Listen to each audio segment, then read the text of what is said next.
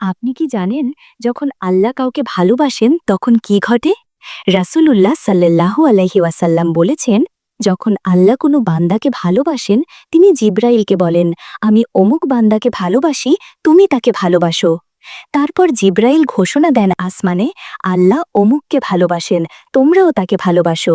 অবশেষে সেই ভালোবাসা পৌঁছে যায় পৃথিবীর মানুষদের অন্তরে, এমনকি যারা আপনাকে চেনে না তাদের মনেও জন্মে ভালোবাসা ও শ্রদ্ধা। কিন্তু প্রশ্ন হচ্ছে, কে এই ভালোবাসা পায়? তা কি শুধু বড় আলেমরা?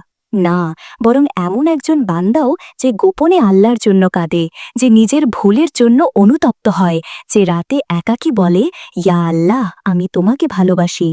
আপনি যখন পাপ থেকে ফিরে আসেন, ক্ষমা চান, ভালো কাজ করেন কাউকে না জানিয়ে, হয়তো তখনই আল্লাহ বলেন, আমি তাকে ভালোবাসি।